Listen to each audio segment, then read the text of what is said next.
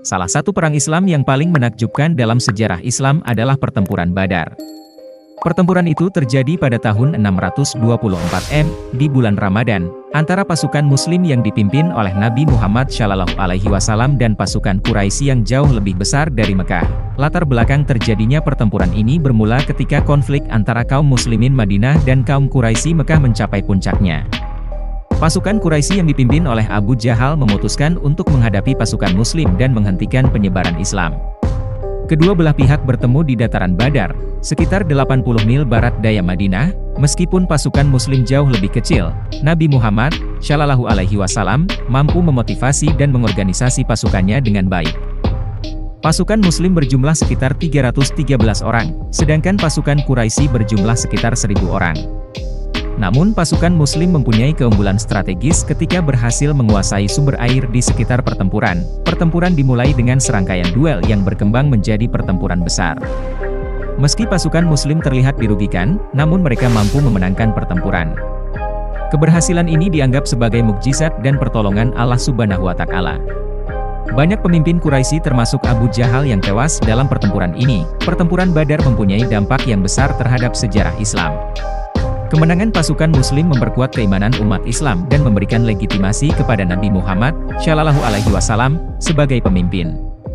Pertempuran ini juga menandai dimulainya serangkaian peristiwa yang mengubah sejarah dunia Arab dan Muslim. Kemenangan Badar menjadi titik balik perkembangan Islam di Arab. Latar belakang, pada masa awal Islam, umat Islam Mekah mengalami penindasan dan pelecehan dari suku Quraisy yang sebagian besar adalah kafir.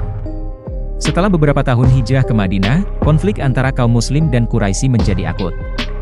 Kaum Quraisy, yang merasa terancam dengan bangkitnya kekuatan Muslim di Madinah, memutuskan untuk menghadapi mereka secara langsung. Persiapan tentara, pasukan Quraisy yang dipimpin oleh beberapa pemimpin Quraisy terkenal seperti Abu Jahal, Amr ibn Hisham, Abu Jahl, dan Umayyah ibn Khalaf berkumpul dan bersiap menghadapi pasukan Muslim. Mereka membawa pasukan yang jauh lebih besar, termasuk kavaleri dan unta. Di sisi lain, pasukan Islam yang dipimpin oleh Nabi Muhammad SAW mendapat informasi tentang kedatangan pasukan Quraisy.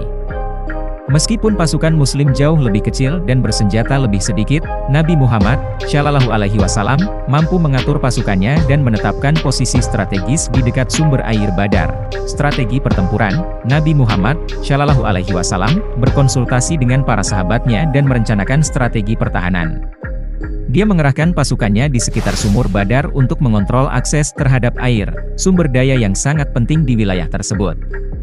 Nabi Muhammad SAW pun berdoa kepada Allah Subhanahu wa Ta'ala memohon pertolongan dan kesuksesan. Pertempuran dimulai dengan serangkaian duel antara petarung pilihan masing-masing pihak. Salah satu momen duel yang paling terkenal adalah pertarungan antara Ali bin Abi Thalib, dan Walid bin Utbah yang akhirnya dimenangkan oleh Ali.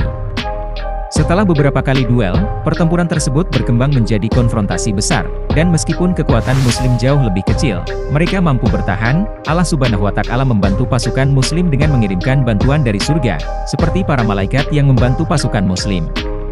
Pasukan Quraisy menderita kerugian besar dan banyak pemimpin mereka, termasuk Abu Jahal, terbunuh.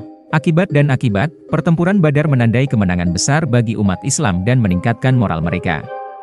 Kemenangan ini tidak hanya berdampak pada level militer, tetapi juga memperkuat posisi Nabi Muhammad SAW sebagai pemimpin dan rasul. Hal ini pada gilirannya mengubah dinamika kekuatan Arab dan mempercepat pertumbuhan Islam. Penting untuk diingat bahwa Perang Badar memiliki makna yang dalam konteks Islam, karena dipandang sebagai kesaksian keimanan, doa dan pertolongan luar biasa dari Tuhan. Kemenangan ini memberikan keyakinan umat Islam bahwa mereka akan mendapat bimbingan dan perlindungan Allah Subhanahu wa Ta'ala.